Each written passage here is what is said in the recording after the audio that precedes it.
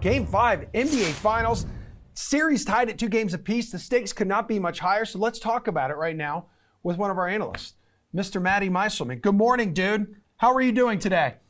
Oh, I don't know. The Celtics lost on Friday, and Yeah. I've basically just been in a state of dread for like 3 days. I know. I can see that in your face. You don't look very thrilled to be here, but I'm happy you're here because we have questions. Let's start over in DFS here, dude. Are you going to pay up for Curry? Or are you going to pay up for maybe Tatum in your captain spot? Like, what's your strategy in fantasy?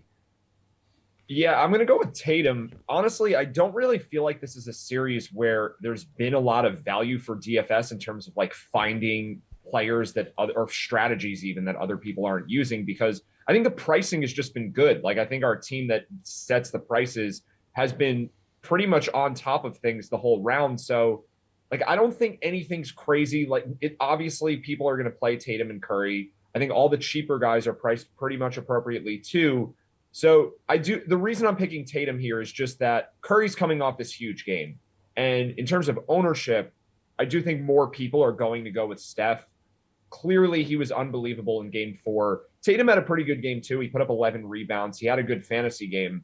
But I think more people play Steph. And I think ultimately Tatum does enough contributing in other categories that Curry doesn't, where he should be the guy that's the most expensive and the most popular captain. And I'm not sure if he is that for tonight. So it's a slight lean Tatum over Curry, but I think you can really make a strong case for either of them. Yeah, Curry 17-1, Tatum 16-5. What about a value play here, dude? Like, is there someone who you think could actually step up who may have not been able to step up so far in this series? Hey, there's a Draymond Green guy whose mom is calling him out because he's been so terrible through 4 games.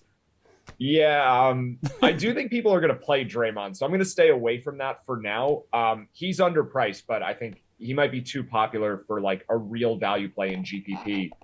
I'm going to go with Otto Porter Jr., who actually started last game and then only wound up playing 15 minutes. I think that people are going to be scared off of him now, just not having had a good game. Maybe the foot's bothering him, but to me, this is someone who probably starts again, or at the very least is still an integral part of the rotation. And I think a lot of people wound up playing him last game because there was the late Warriors lineup where he ended up starting over Kevon Looney for the first time in the finals. And that was very exciting to finally have a value play who was supposed to play a lot of minutes at a low price. And then he burned a lot of people. So I think people who played the game 4 slate that are now playing the game 5 slate are going to be pretty scared of Otto Porter. And for that reason, like, if he does get some extended run, maybe Draymond gets in foul trouble, maybe Looney, maybe the Warriors are down where they need to go with a smaller lineup. There are a lot of ways where Porter gets increased minutes. So I think at reduced ownership due to last game, he's a pretty strong value play. Okay, how about a fade? I've seen Marcus Smart mentioned in a few places as well because, you know, the change in location could be one that impacts him maybe a little more than a few other guys. Marcus Smart's price is less appealing than some of these other guys. So for that reason too, I kind of get it. But I think I want to fade Draymond Green here. Like, I really do, because I think he winds up being right up there in terms of most popular players on the slate. He's $6,600. And like everyone else who is a starting player, with the exception of maybe Porter, is more expensive. And Draymond, like, it's weird because he hasn't been good, but I still think when it comes down to it, people will try to use that cheaper price tag to be able to afford some of these expensive players. Like, there's just not a lot of places in this game to get savings. So I think a lot of people are going to play Draymond. And as we've seen, there are always ways that a Draymond game can go wrong, whether it's foul trouble or him just not scoring. So I think I want to stay away from that and prioritize some other guys in the cheaper price range. I mean, it's been a stat we've seen thrown out there multiple times already. He has more fouls than points through 4 games, right? 18 fouls, 17 points. And again, when your mom's calling you out on social media, that's not good. Not to mention Steve Kerr benching him in a key stretch down in game 4, Matty. Let's go to the DK Sportsbook. So the Warriors have been incredibly difficult to top in San Francisco, right, in these playoffs. While the Celtics already beat them once at the Chase Center, how much do you like Boston's chances at repeating the effort? They are currently 3.5-point dogs. Oh, man, I really want to pick the Celtics outright. I don't think I can do that, but I do think they're undervalued. So they're getting 3.5 points here. It's plus 140 on the money line. I think they probably should only be a 1.5 point underdog and maybe plus 110, plus 115 on the money line. So these numbers are inflated. I think a lot of it has to do with game 2. And then, of course, some of it has to do with the way that game 4 went. And then also just like the Celtics are undervalued in comparison to the Warriors. I still believe that despite the way the series has gone. I still think the Celtics are the better team. So I don't know that I would say the Celtics are going to win this game. I probably wouldn't say that. But I do think the numbers are not giving them enough credit. So I think there's value there either on the spread or the money line. I hope they win, of course, but I do think they are a decent bet tonight. The numbers just seem a little bit too high. Just one other thing, though, I do think the line will end up reaching 4 at some point in the day. So if you do like the Celtics, it's probably worth waiting a bit to see that number get up from 3.5 to 4. I mean, Matty, it's been a counter-punching postseason here, too, because both these two teams are combined 12-1 against the spread off a loss in the playoffs. So these two teams, as we've talked about all series long, are so good after they suffer a defeat. They have been. Like, I know that those trends exist, and I still don't really buy them being important. The main reason is both of these teams are really good, and they're good against the spread in all scenarios. Yeah. Really. Like, they win most of their games, both the Celtics and the Warriors, throughout the season.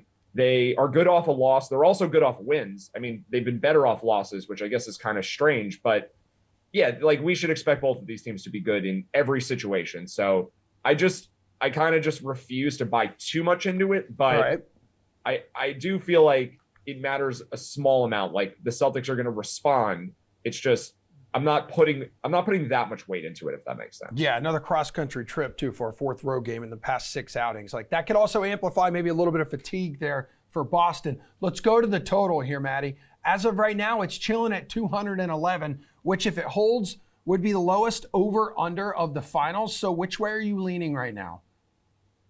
I think I'm leaning over just because the number is getting deflated. Although really, like, I think it makes sense. We've actually talked about this over the course of the series that as a playoff series progresses, you should start to see lower and lower totals because these teams become more familiar with how the other's offense works.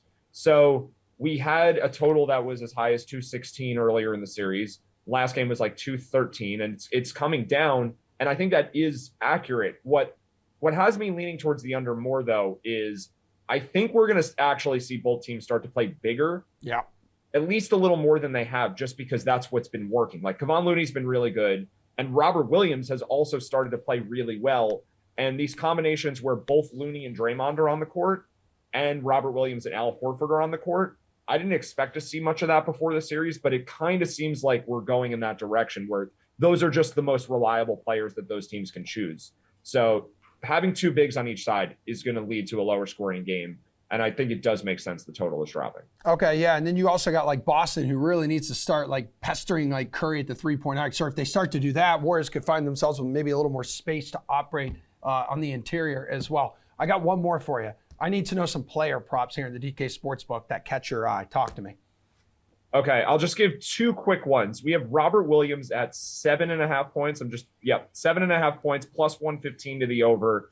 His minutes are ramping up, and he's kind of a matchup nightmare for the Warriors. So I think the combination of lobs and tip-ins and all of that, Williams should have a point total that's more like 8.5, 9.5, something like that. I don't think he's getting enough credit. So I like the over for Robert Williams. And then Jason Tatum, finals MVP, plus 170.